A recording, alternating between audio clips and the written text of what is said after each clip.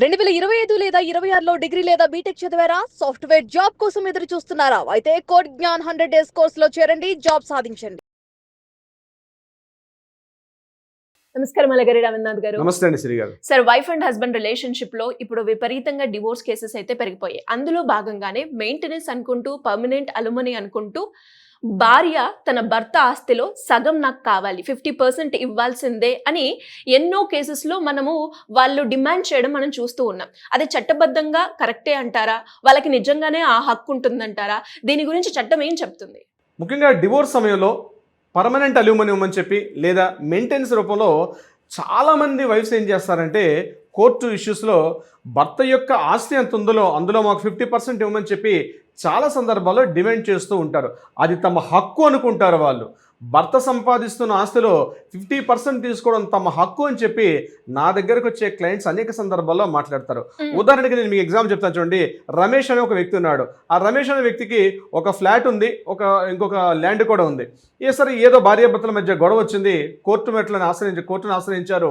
తర్వాత కోర్టు కూడా డివోర్స్ మంజూరు చేసే సందర్భంలో భార్యకి అలిమనీ ఇవ్వాల్సిన సందర్భంలో భార్య ఏమంటుందంటే తప్పనిసరిగా నాకు అందులో 50% షేర్ ఇవ్వమని చెప్పి ఆ ఉన్న ఇంట్లో 50% కావాలి, నాకు ల్యాండ్లో సగం కావాలని చెప్పి అడుగుతారు.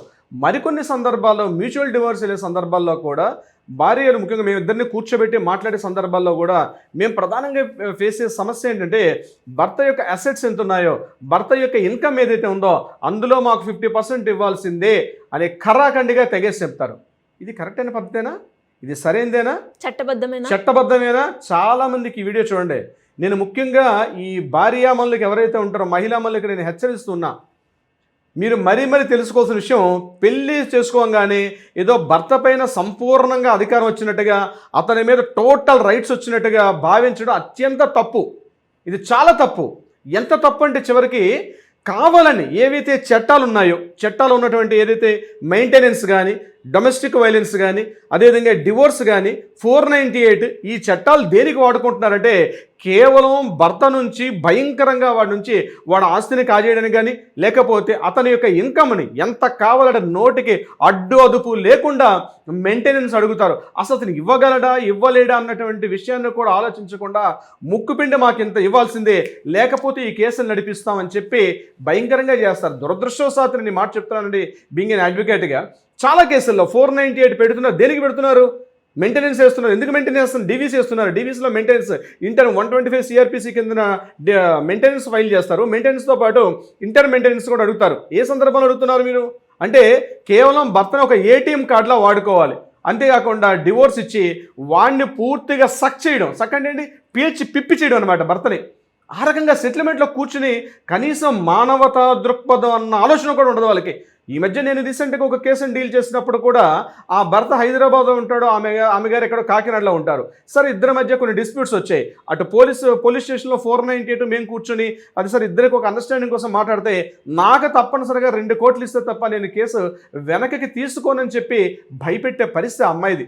ఎందుకయ్యా అంటే నాకు ఇవ్వాల్సిందే అంటుంది. లేకపోతే 498 నడిపిస్తాను, లేకపోతే డీవీసీ పెడతాను, లేకపోతే మెయింటెనెన్స్ చేస్తాను, డివోర్స్ ఫైల్ చేస్తాను, కానివ్వండి 5-6 సంవత్సరాల పాటు ఆ అబ్బాయిని తిప్పిస్తానని చెప్పి హక్కులేంటో చట్టాలేంటో సరైన అవగాహన లేకుండా భయంకరంగా ఆ అబ్బాయిని పీల్చి పిప్పి చేయడం. అంటే ఏంటంటే మనిషి కనిపిస్తుంటాడు, వాళ్ళని జవసత్వాలు మొత్తం కూడా లాగేస్తారు. ఆ రకంగా అమ్మాయిలు చేసే అకృత్య దారుణాలు ఇవి, ఈ పరాకాష్ట. ఇప్పుడు మీరు అడిగిన క్వశ్చన్ కూడా అదే.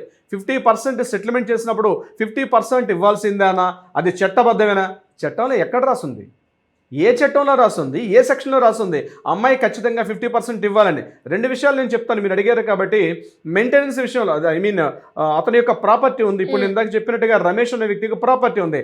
ఆ ప్రాపర్టీ యాన్సెస్ట్రల్ ప్రాపర్టీ వస్తుంది అనుకుందాం. భార్యకి హక్కు ఉందా?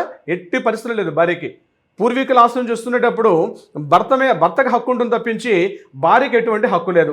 సరే, పాయింట్ నెంబర్ 2, అతను ఒకేలా సంపాదించుకుని ఆస్తి అనుకుందాం. అతను ఏదో సంపాదించాడు ప్రాపర్టీ. ఆ ఆస్తి మీద పెళ్లి చేసుకున్నాను కాబట్టి, తాళి కట్టించుకున్నాను కాబట్టి, అతనితో పాటు 7 అడుగులు నడిచాను కాబట్టి అతని యొక్క ఆస్తిలో 50% ఇవ్వాలని ఉందా? ఎక్కడ చట్టంలో స్పెసిఫిక్గా లేదు. ఎందుకు? అతని యొక్క ప్రాపర్టీ అతని ఓన్ ఇష్టం.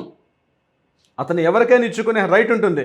అంతేగాని భార్యకి 50% రావాలని చెప్పి ఎక్కడ కూడా చట్టంలో ఏ సెక్షన్లో కూడా మెన్షన్ చేసి లేదు.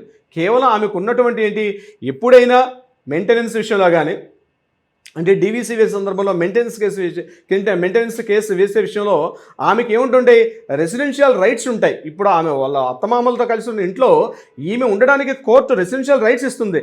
రెసిడెన్షియల్ రైట్స్ ఇచ్చినంత మాత్రాన ఆ ఇంటి మీద ఈమెకి ఓనర్షిప్ రైట్స్ ఉన్నట్ట? ఎట్టి పరిస్థితుల్లో కాదు.